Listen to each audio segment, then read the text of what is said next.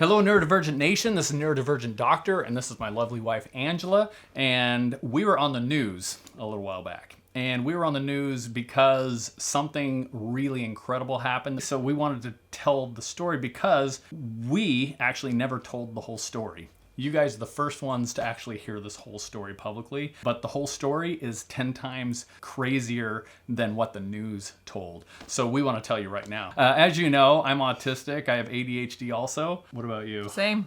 And with that comes limitations that we have. We have lots of limitations. My biggest limitation is sensory sensitivity, hypersensitivities, and I stim a lot, like a lot. Like going out to eat with me is like a freaking circus. Yeah. It's horrible. What about you? You can tell me what my biggest ones are because you probably know better. It's social. She doesn't do social. She doesn't do people. So that pretty much eliminates us from almost everything out there, including when we hike, because we can't even hike on the weekends because there's too many people out, and we have to hike relatively unknown places because we don't want her to be around people. That sounds like I'm isolating you. No, I don't want to be around people. So that's our thing. So as such, Angela's one of her really big intense interests that she's had in the past is nature photography, where she has been a really excellent accomplished photographer. She's been in lots of magazines and featured in lots of magazines, not just her photos but her also. She's been on calendars. Bank of the West uses her on their promotions, and we got flown out to like Los Angeles, or San Francisco to attend some huge party with a bunch of really cool people and famous people and scientists and stuff because of her photography. So she's amazing. Just leave it at that. She's amazing. And one of my things that I'm good at, pattern recognition and noticing details that other people don't notice. Maybe that's what makes me a good clinician, is I tend to notice things that other clinicians don't notice, and that's why people tend to come to me, is because I have like different abilities, I guess. One day, we were going to go out doing waterfall hunting. She's a waterfall hunter, and we've seen hundreds of waterfalls. She's photographed hundreds of them, has some beautiful photos of them. But there's this one waterfall that wasn't really named, and it was off the beaten path. It was in the middle of the Gifford-Pinchot National Forest. And so we decided to pack up the Jeep and head out there to see if we could find this relatively unknown waterfall that I'd never seen pictures of before. So we hopped in the Jeep, went to the gas station to gas up. We forgot something. Water. We forgot water. Hydration, right? It's what plants crave. Who knows what that's from? What movie's that from?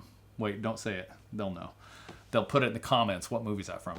So we went to the gas station and got water, a big old bottle. And I hate getting that because it's like way more expensive at a gas station than it is other places. But I reluctantly bought a bottle of water for us to drink anyway. And then we took off. So we did our couple hours of driving. We got out there. Stevenson, Washington, by the way, is where we kind of pulled off and went into the forest in that area. And to find this waterfall, you have to like basically try to just find it. Like there's logging roads that go all over the place, every different direction, and none of them are named, so you have no idea where in the hell you're at half the time. I do. I knew where we were. Thank goodness she does, because her sense of direction helps save somebody's life here, which we're telling you about. So we didn't know where we're going.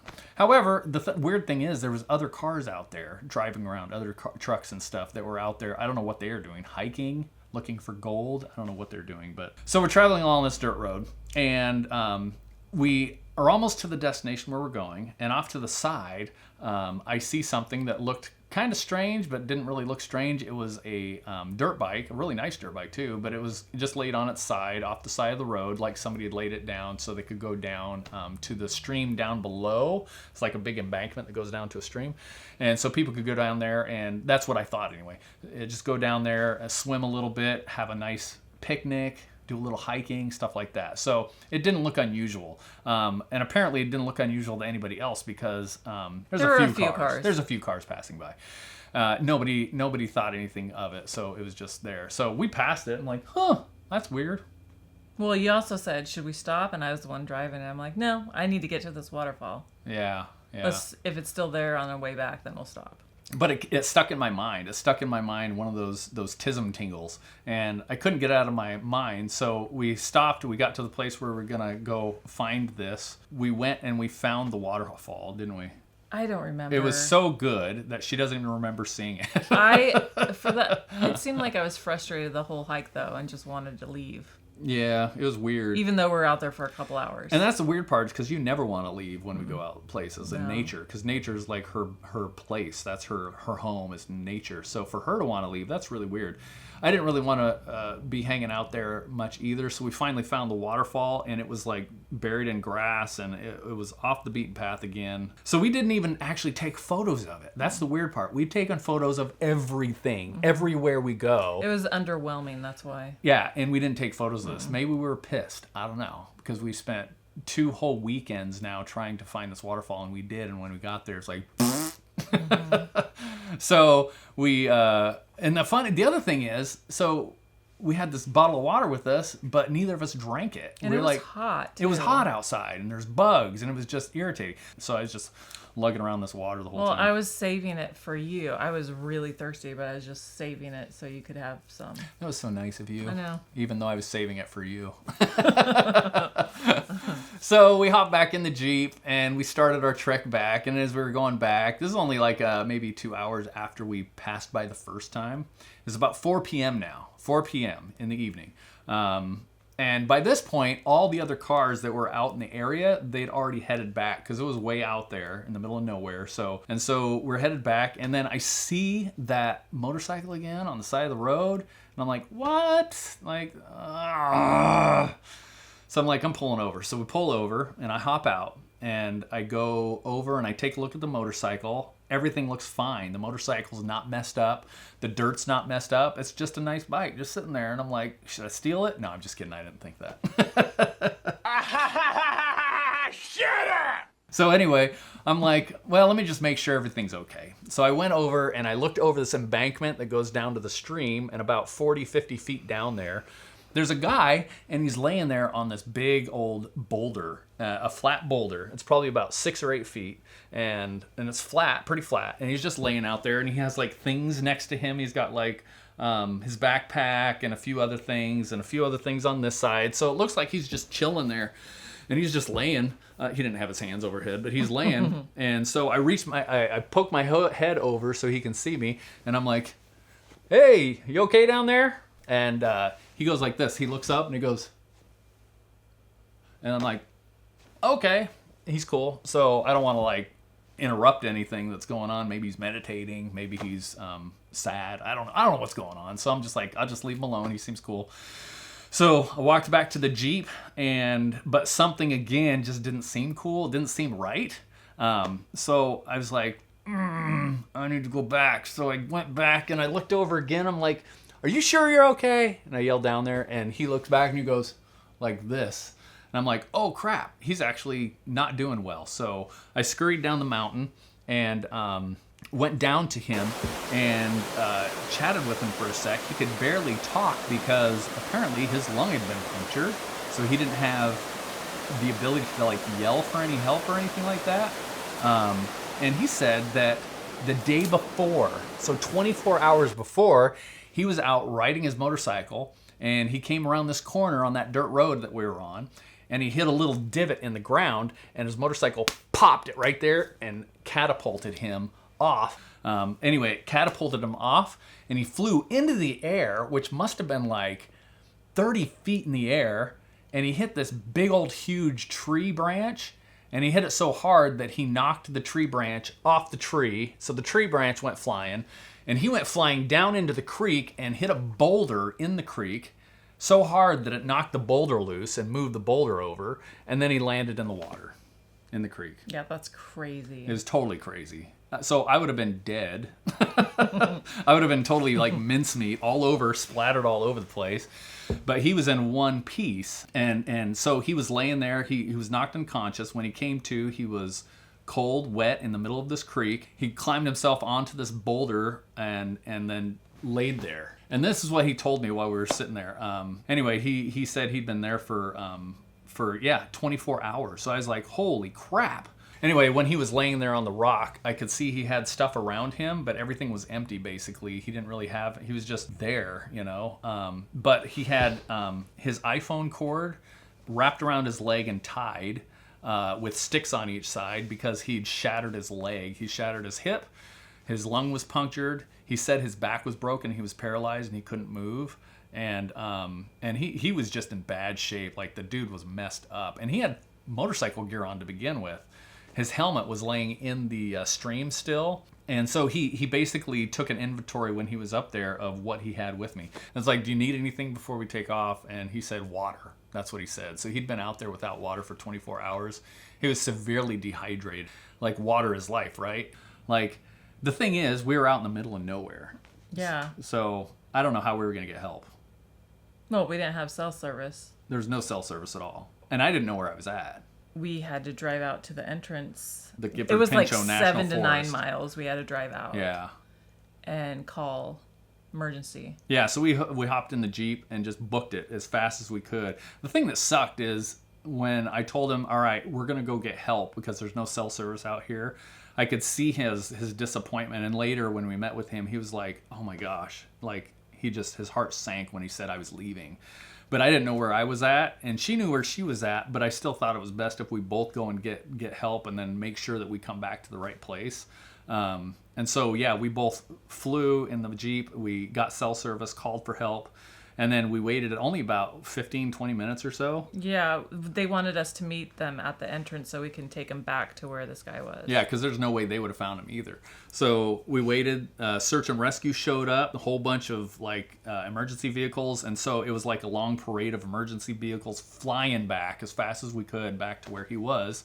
So when we got there, the emergency vehicles had to get all their gear out and everything. So I went back down to be with him, but I was talking to him a little bit, like waiting for people to come down, and he explained that he was a former Navy SEAL. So he was a former Navy SEAL, and that explained why he was alive.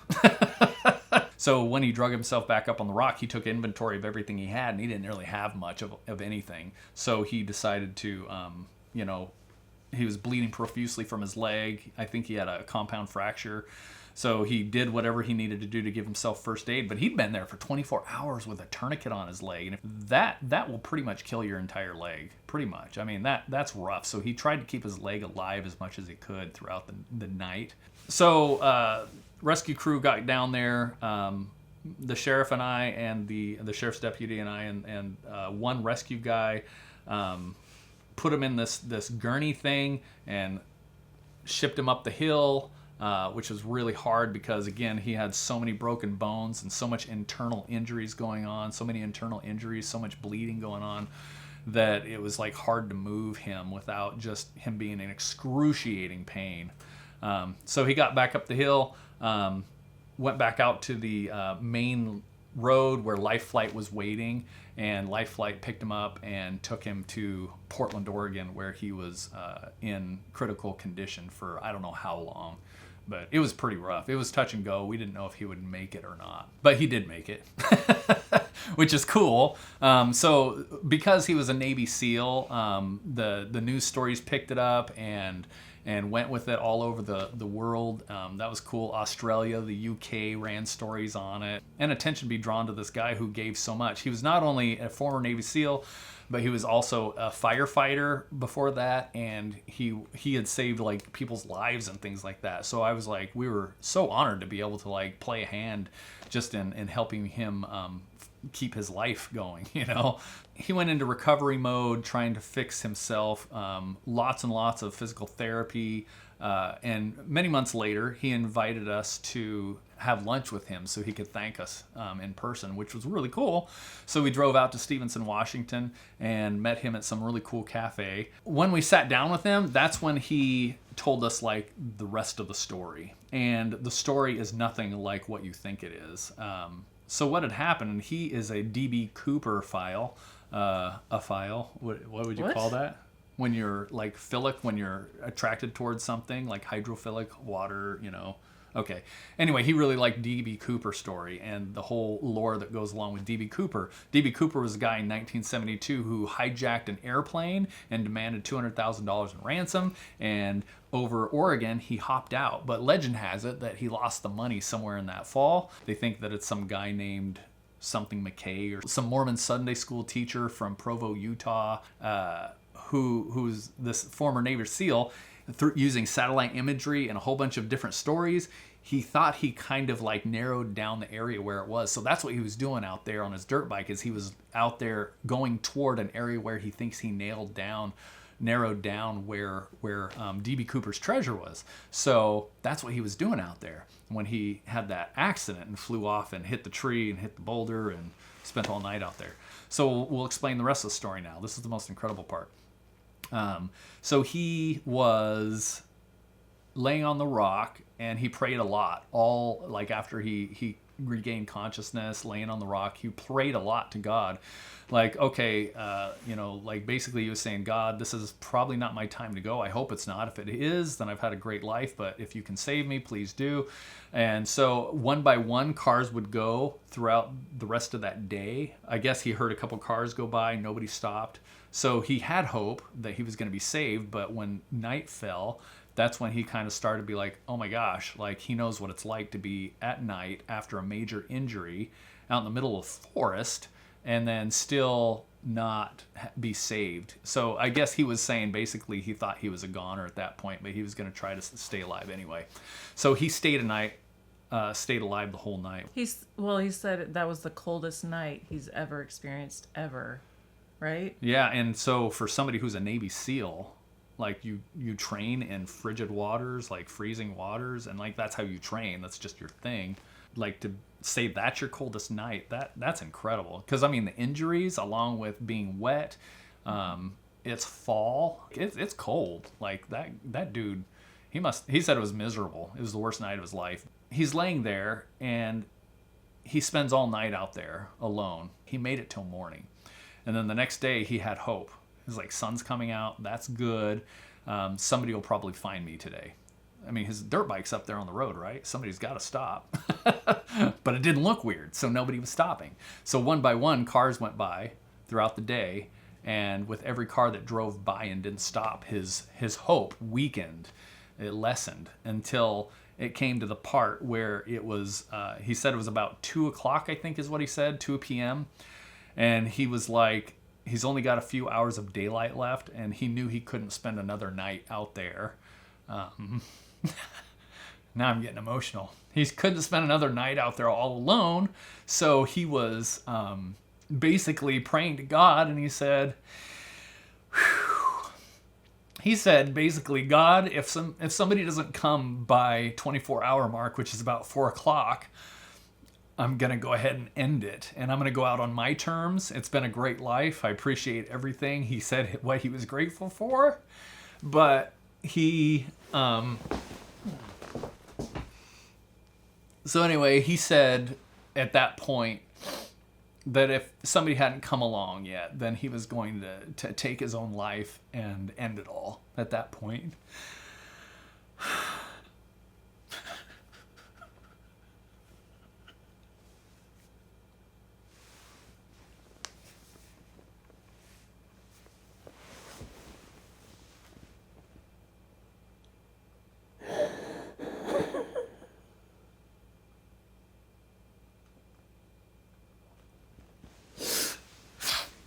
If anybody ever says autistic people don't have empathy, we really do. In fact, we have too much empathy, I think. I don't know what to do with my empathy half the time. But anyway, it was almost 4 o'clock, so we went by at 2 o'clock, and we didn't stop, and we were one of those people. That he was thinking might save him. That was my fault. No, it wasn't your fault. I didn't stop. No, it wasn't your fault. We were just trying to get out there. We had a mission to accomplish, right? But on the way back, we started to pass by. So when we stopped, he must have been like, oh, this is great. Somebody's going to save me. And then when I poked my head over and was like, you okay? And he waved and I thought he was fine and I took off. He said to me, he said his whole heart sank, and he knew that that was it. That was the end, and he was gonna end his life after I left because it was 4:00. So it was almost there at that point that he said it was gonna happen, or 2 minutes to that 24-hour mark. And so when I turned around and went back and poked my head over again, and he said he wasn't okay, that's when he knew that he was saved. And I thought that was just crazy. It's like crazy incredible.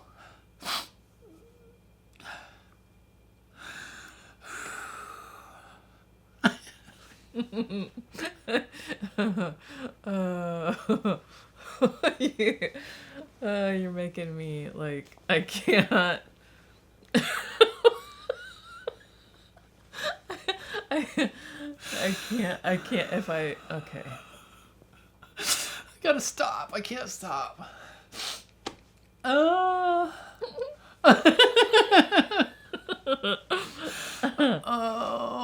Anyway, so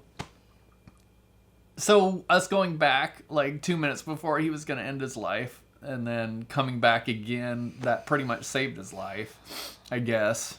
And that's what sucks too, is that you left him again by himself when I probably should have drove to the entrance myself, because like I didn't even think like you should stay with him. Like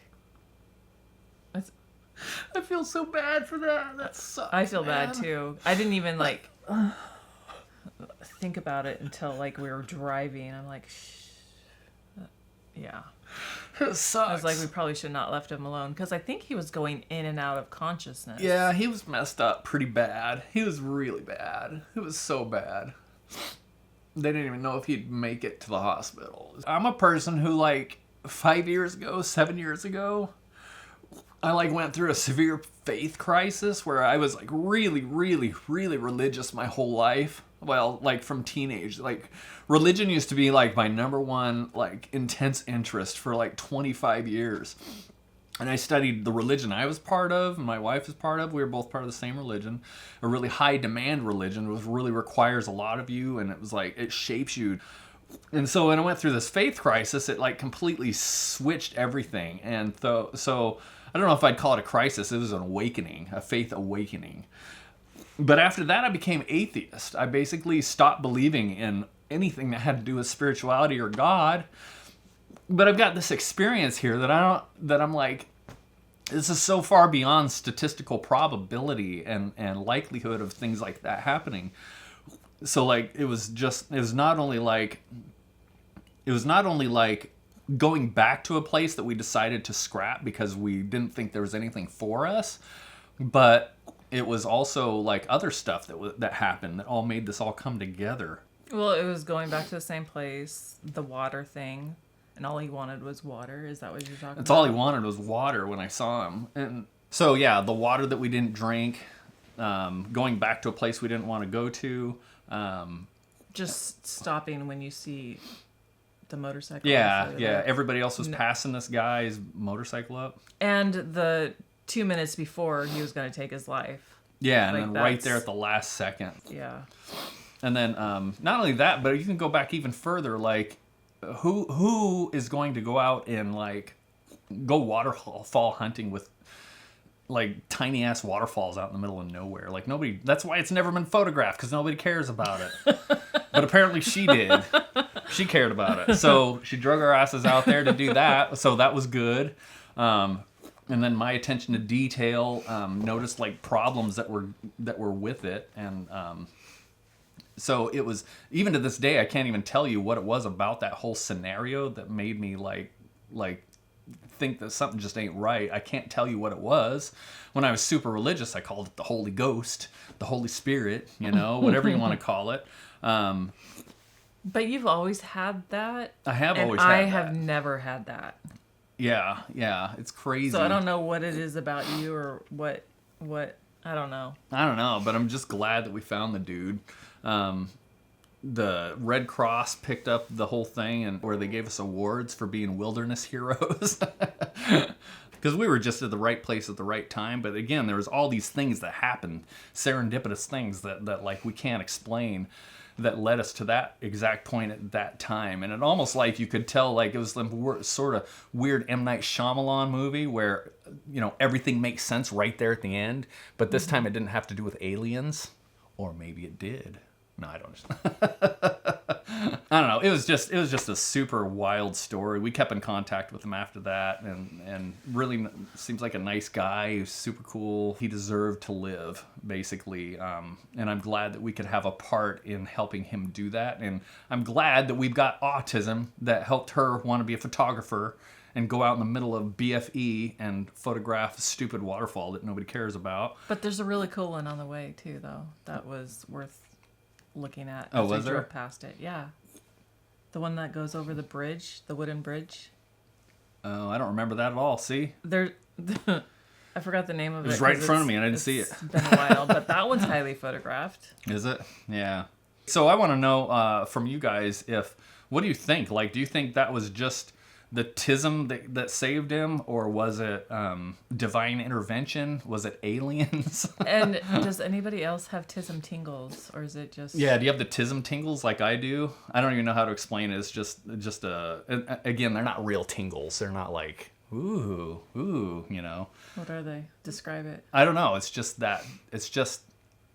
you just know something's up. That's just it. You just know. I don't know how to explain it other than you just know. So you look deeper into it, and you know when you're on the right path of something or on the right track of something, and it's fun. It's cool. But so I don't know. So leave us a comment, please.